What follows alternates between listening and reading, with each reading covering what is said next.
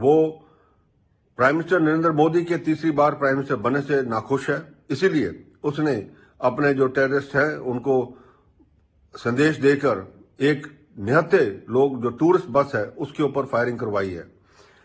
Firing में तो कोई घायल नहीं हुआ, पर ड्राइवर का गाड़ी से संतुलन बिगड़ने से गाड़ी जो है खाई में गिर गई, जिससे कि कुछ जाने गई हैं और कुछ लोग घायल हैं।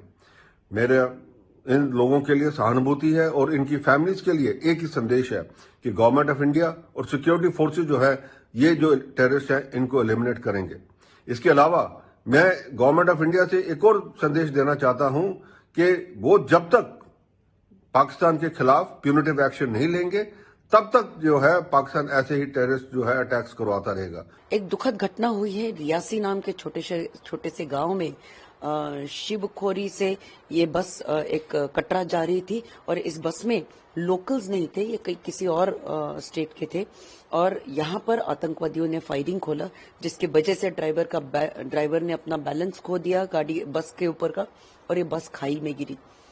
23 लोगों को रेस्क्यू किया गया है, रेस्क्यू ऑपरेशन कंप्लीट है। अब यहाँ पर बहुत सारे सिक्योरिटी ड्रिल्स कैरी आउट किए गए थे, इस पूरे इलाके को सिक्योर किया था, क्योंकि ये जो महीने हैं ये महीनों में यूजुअली जो यात्री जाते हैं, तीर्थ यात्री जो जाते हैं वो अलग अलग तीर्थ क्षेत्र में, जम्मू में जाते हैं, कश्मीर में जाते हैं। तो कटरा के पास मतलब ये बस कटरा जा रही थी, इसका मतलब ये वैष्णो देवी ही जा रहे होंगे।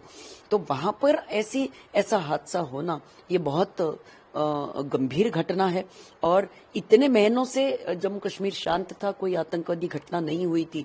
तो आतंकवादियों का इस तरह से घात लगाकर इस बस को टारगेट करना ये एक बहुत बड़ी बात हो गई है और हमारे सिक्योरिटी फोर्सेस ने कभी भी अपना जो अलर्टनेस है, अपनी जो जागरूकता है वो नहीं खोनी चाहिए, हमेशा सतर्क रहना चाहिए।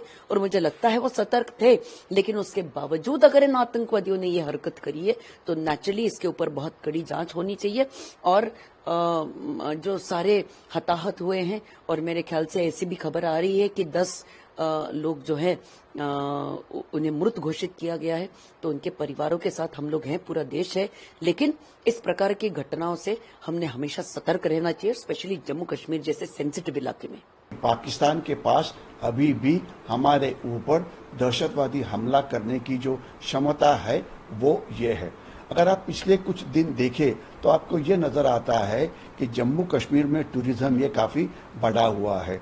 कश्मीर की लोक संख्या 1.5 कोटी के आसपास मानी जाती है और 2022 में 2 कोटी से ज्यादा टूरिस्ट वहां पे गए हैं। 2023 में ये संख्या 2.5 कोटी के पास हुए हैं और जो टूरिस्ट है वो जा रहे हैं कश्मीर वैली में, जा रहे हैं लद्दाख में, जा रहे हैं और जो नीचे वाला हिस्सा है जहाँ पे ये यात्रा होती है वहाँ जा रहे हैं। तो ये जम्मू कश्मीर के लोगों के लिए एक बहुत ही अच्छी बात है, क्योंकि जैसे टूरिस्ट वहाँ पे जाते हैं, वहाँ पे पैसा खर्चा करते हैं, तो इसलिए वहाँ के जो लोग हैं उनको उद्योग धंधा मिल जाता है, या वो घोड़ा चलाने वाला हो, या टैक्सी वाला हो, या होटल वाला हो, या रेस्टोरेंट वाला हो, या गाइड हो, या और कोई कश्मीरी हैंडीक्राफ्ट तैयार करने वाला हो। तो इस समय अगर ये टूरिज्म को धक्का लगे तो नुकसान जो है जम्मू कश्मीर के लोगों का ही होने वाला है। और जब तक सवाल है टूरिस्ट की सेफ्टी का, अभी ये देखना चाहिए कि मेरे ख्याल से अगस्त के महीने के अंदर हमारी जो अमरनाथ की यात्रा है ये शुरू होने वाली है और वो यात्रा इसी रूट पे होती है जहाँ पे ये आज का हमला हो गया है। तो अगर इन टूरिस्ट की अगर हम जो सिक्योरिटी है इसे हम ठीक तरह से नहीं कर सकते तो ये टूरिस्ट की जो संख्या है ये कम हो जाएगी।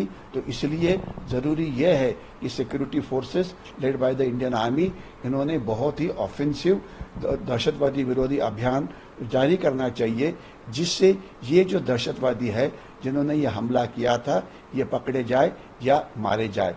यानी कि टूरिस्ट की जो रक्षा करना है ये हमारे लिए इम्पोर्टेंट है, जम्मू कश्मीर के लोगों के लिए भी इम्पोर्टेंट है और टूरिस्ट की सेफ्टी के लिए भी इम्पोर्टेंट है। और इसके बाद दूसरा सवाल रहा पाकिस्तान का, पाकिस्तान के साथ किस प्रकार से बर्ताव किया जाए। नई गवर्नमेंट आ रही है, वो उसके ऊपर सोच विचार करेगी और लंबे कदम क्या लेने हैं इसके ऊपर बातचीत की जाएगी। लेकिन शॉर्ट टर्म में सिक्योरिटी एनवायरनमेंट जो कश्मीर में अभी खराब हो रही है, इसे हमने फिर से ठीक करना चाहिए ताकि टूरिज्म बढ़ता रहे, ना कि कम हो।